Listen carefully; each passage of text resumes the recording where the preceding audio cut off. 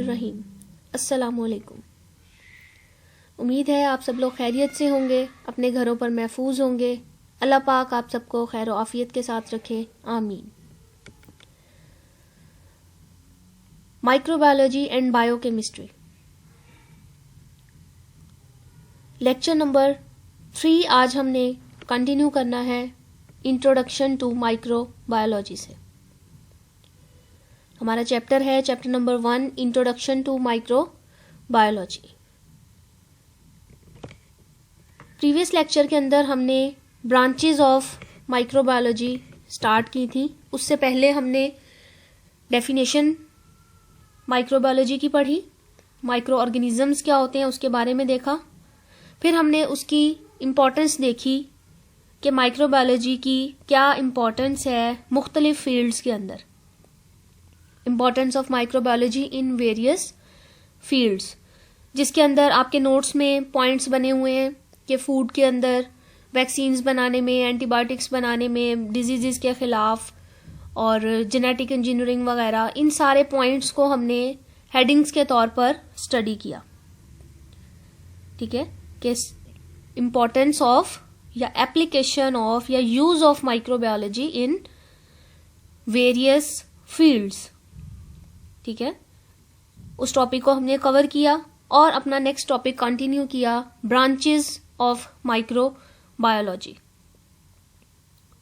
जब कुछ चीजें थी उसके अंदर जो मैंने चेंज की थी, बेसिकली वो चेंज इसलिए की थी कि सम टाइम एमसीक्यूज आते हैं आपको, तो जो वर्डिंग होती है वो इस तरह होती है, लाइक आपके नोट्स में पहला पॉइंट अगर है अबाउट कि microbiology deals with the study of micro organisms like fungi, bacteria, algae, protozoa.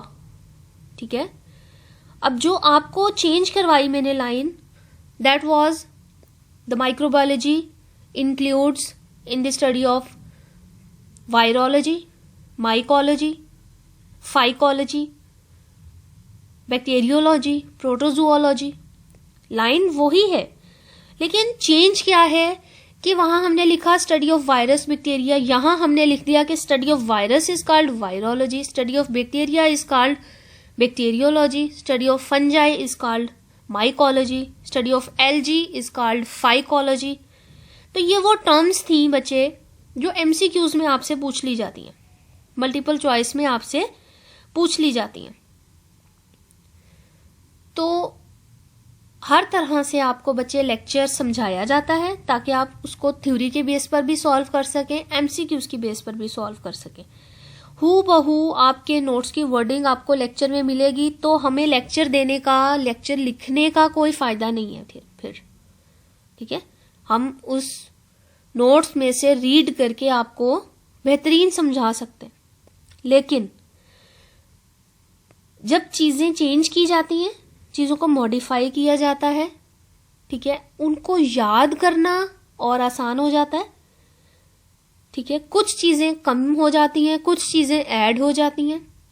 तो जब आप टैली करते हो ना अपने लेक्चर को अपने नोट्स में से, तो आपकी इंफॉर्मेशन में भी इजाफा होता है कि अच्छा वहां ये चीज इस तरह से थी, नोट्स में इस तरह से है, या मैडम ने या सर ने इस तरह चेंज करके हमें समझाई है। तो लिखते हुए एटलीस्ट कुछ ना कुछ आपको याद रह जाता है। ठीक है, समटाइम चीजें आपको नोट्स में से आसान लगेंगी, समटाइम चीजें आपको लेक्चर में से आसान लगेंगी। ठीक हो गया। तो बच्चे जब चीजों को हम सिंप्लीफाई करके, हाईलाइट करके लिखते हैं, उसका इम्पैक्ट, उसका असर एग्जामिनर के ऊपर और तरह से जाता है, और जब चीजें हम एक पैराग्राफ में करके लिख देते हैं उसका असर और तरह से जाता है। चीज वही होगी, अगर हेडिंग्स के साथ लिखी होगी ऑब्वियसली वो आपको ज्यादा मार्क्स सिक्योर करवाएगी।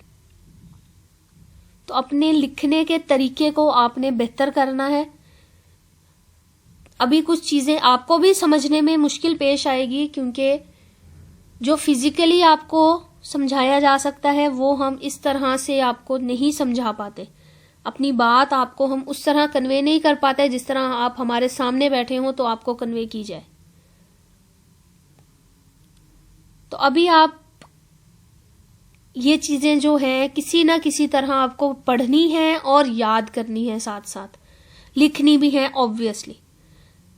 ठीक है, जितने लेक्चर्स आपके हो जाएंगे आपकी online classes, physical classes start होने तक, तो ऑनलाइन में जितने लेक्चर्स आपके कवर होंगे, आपको बच्चे ये अपने रजिस्टर्स के ऊपर मेक श्योर करना है कि ये लेक्चर नंबर के साथ लिखे हुए हों, उसी सीक्वेंस से जैसे आपको पढ़ाया जा रहा है। जब आप फिजिकली आएंगे तो ऐसा नहीं होगा कि आप आए हैं और आपको बिठाकर हमने लेक्चर 1 से स्टार्ट किया है, ऐसा नहीं होगा। पहले आपके पिछले लेक्चर्स चेक किए जाएंगे, फिर आपको क्लास में बिठाया जाएगा। तो ये गलतफहमी आपने अपने माइंड से निकाल देनी है कि आप आ जाएंगे, आपको बिठाया जाएगा, आपको प्यार से समझा दिया जाएगा, चलो नहीं लिखे कोई मसला नहीं है, आपको हम दोबारा करवाते हैं। ऐसा नहीं होगा। आपने इसको ऐसे ही समझना है जैसे आप फिजिकल क्लास ले रहे हैं अपनी।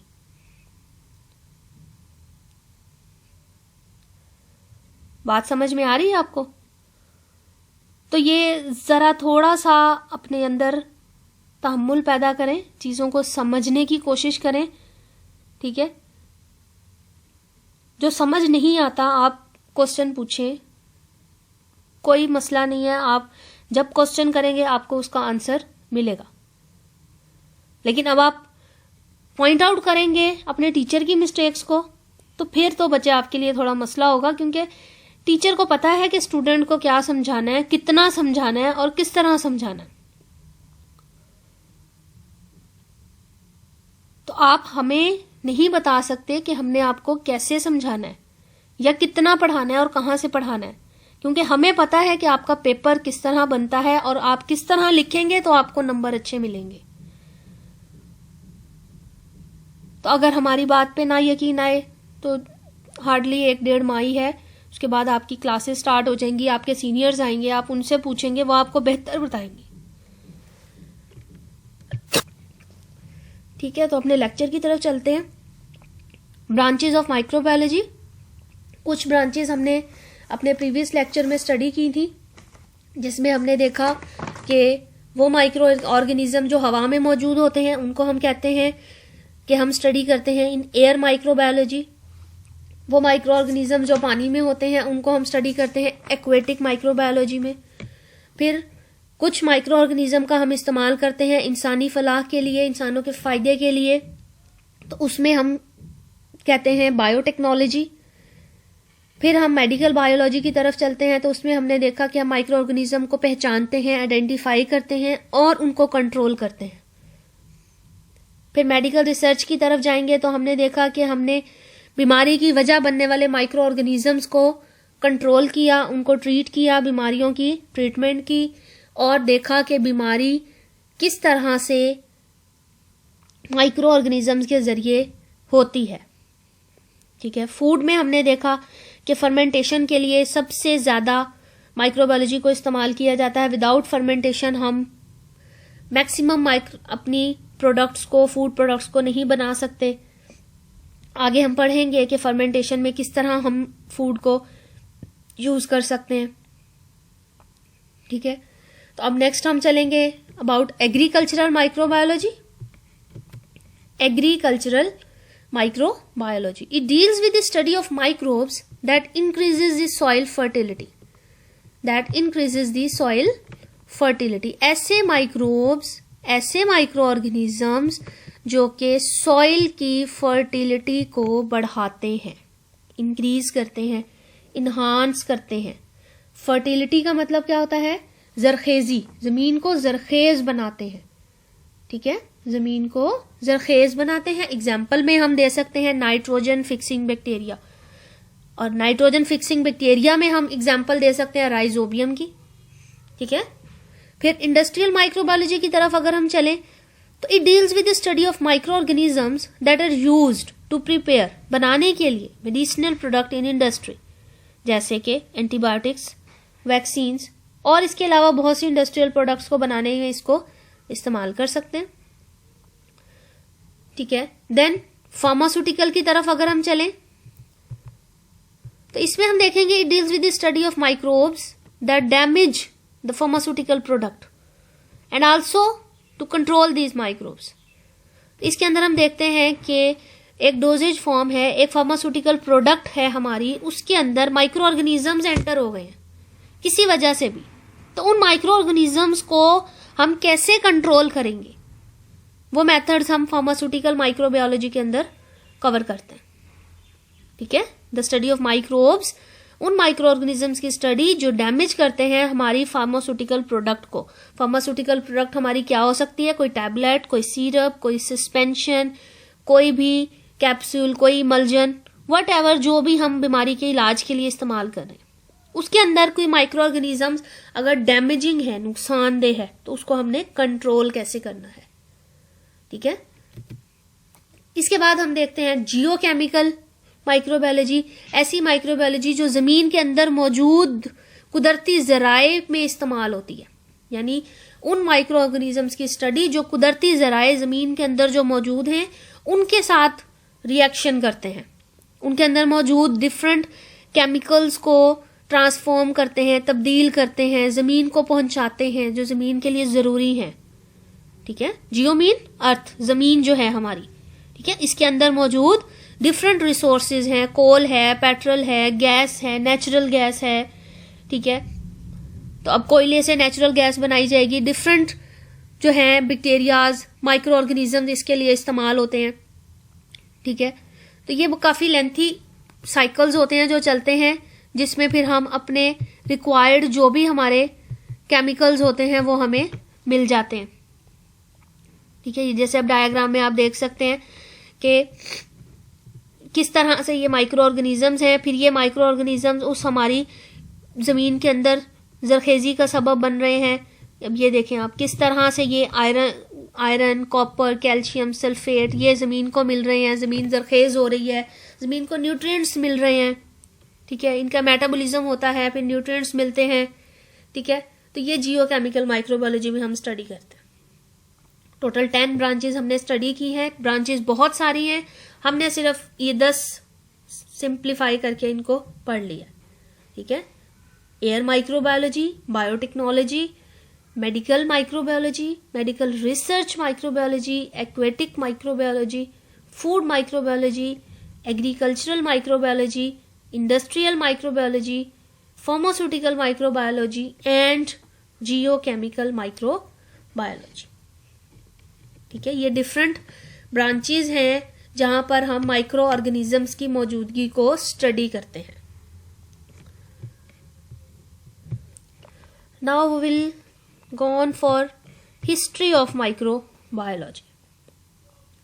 जहां वर्ड आ जाए माइक्रोबायोलॉजी का, वहां आपके जहन में जो पहली चीज आनी चाहिए वो होनी चाहिए, एक तो हमारे पास माइक्रोस्कोप, ठीक है, और दूसरे नंबर पर माइक्रो ऑर्गेनिजम्स। ये दो चीजें माइक्रोबायोलॉजी के लिए बेस हैं, इसके बगैर माइक्रोबायोलॉजी कंप्लीट नहीं हो सकती। Micro mean small, biology mean living creatures, और लॉगी मीन स्टडी, लिविंग क्रिएचर्स की, स्मॉल लिविंग क्रिएचर्स की स्टडी। अब वो स्मॉल हैं तो उनको देखने के लिए हम एक मशीन इस्तेमाल करेंगे जिसको हमने नाम दिया माइक्रोस्कोप का। तो ये माइक्रोस्कोप मुख्तलिफ तरह का एग्जिस्ट करता था हिस्ट्री के अंदर, जिसमें आप ये देख सकते हो मुख्तलिफ साइंटिस्ट ने मुख्तलिफ तरह से माइक्रोस्कोप्स बनाए। हम जो लैब के अंदर अपना देखते हैं वो ये वाला है, दिस वन, ये हम अपनी लेबोरेटरी के अंदर देखेंगे, इसको यूज करना कैसे करते हैं ये सारा कुछ हम इसको देखेंगे। ठीक है, तो माइक्रोबायोलॉजी में बेसिकली सबसे इंपॉर्टेंट काम किसका है, माइक्रोस्कोप का। ठीक है, सबसे पहले रॉजर बेकन 13th सेंचुरी के अंदर पोस्टुलेट किया, यानी बताया, that disease is caused by invisible living creatures, कि जो बीमारी है वो इनविजिबल लिविंग क्रिएचर्स की वजह से होती है। क्या होती है, इनविजिबल लिविंग क्रिएचर्स की वजह से बीमारी होती है। बट उसके पास कोई प्रूफ नहीं था, उस वक्त तक उसके पास कोई भी प्रूफ नहीं था इस चीज के लिए। Then the second one comes name Athanasius. क्या नाम है? ऑस्थेंसियस. कब? इन 1658.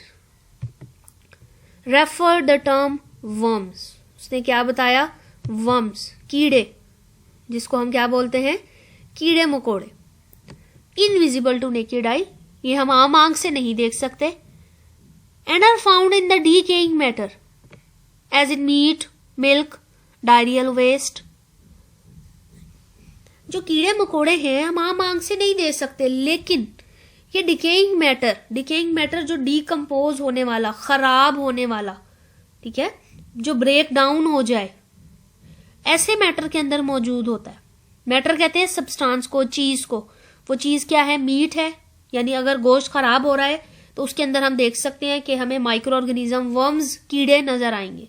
मिल्क है, खराब हो जाएगा, उसमें हम वर्म्स को देख सकते हैं. डायरियल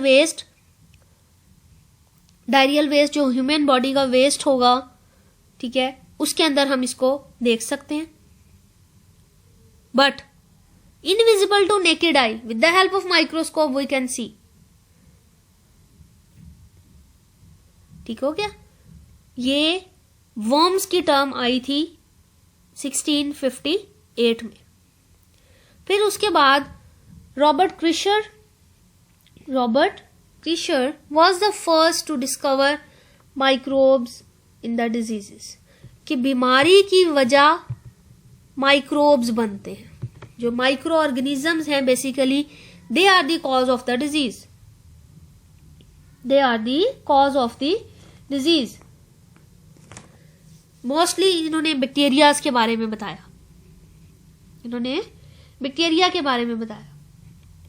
देन इसके बाद Robert Hooke, he called the microbes as cellulae. उसने क्या बताया कि माइक्रोब्स क्या हैं? They are basically सेल्यूलाई.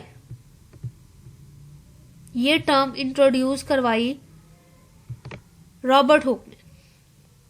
और सेल्यूलाई का मतलब उन्होंने क्या दिया? They are the small rooms. He called the term cellulae. उसने क्या टर्म दी? सेल्यूलाई की टर्म को इंट्रोड्यूस करवाया और कहा cellulae are the small rooms in a cork. ठीक है, कॉर्क अभी आप देख सकते हैं, ये शेप एक बनी हुई है. ठीक है, ये कॉर्क की शेप है. कॉर्क, अब जैसे हम किस तरह कॉर्क को कहें कि this led to the discovery of cell theory. इससे फिर सेल थ्योरी जो थी हमारी वो डिस्कवर हुई कि ये जो स्मॉल रूम्स हैं इसको उन्होंने सेल कहा और बताया कि they are the basic organisational unit of living organisms या लिविंग थिंग्स. कि लिविंग थिंग्स का बेसिक ऑर्गेनाइजेशनल यूनिट है ये कॉर्क. ठीक है, इसके बगैर, सेल के बगैर लिविंग थिंग्स सरवाइव नहीं कर सकता, नहीं बन सकता. He called the little boxes cells. ये अब जैसे ये लिटिल बॉक्सेस बने, स्मॉल बॉक्सेस उसको नजर आए, इसको उन्होंने सेल का नाम दिया. फिर इस सेल को स्टडी किया गया, सेल थ्योरी डिस्कवर हुई. ठीक है, तो Robert Hooke discover cell theory. Then Leeuwenhoek, he was the first to report microbes. पहले माइक्रोबायोलॉजिस्ट जिन्होंने माइक्रो ऑर्गेनिजम्स को रिपोर्ट करवाया. He made microscopes. इन्होंने माइक्रोस्कोप्स बनाए. 250 माइक्रोस्कोप्स राउंड अबाउट इन्होंने तैयार किए. He called this microbes and animalcules. अब इन्होंने उन माइक्रोब्स को, उन माइक्रो ऑर्गेनिजम्स को नाम दिया किसका? एनिमल्सक्यूल्स का. ठीक है, एनिमल्क्यूल्स. इन 1674 एनिमल्क्यूल्स. रॉबर्ट हुक ने सेलुलाई की टर्म एग्जिस्ट करवाई और ल्यूवेनहुक ने टर्म एग्जिस्ट करवाई, टर्म इंट्रोड्यूस्ड करवाई, दैट वाज एनिमल्क्यूल्स. एनिमल्क्यूल्स. ठीक है, कब करवाई? 1674 में.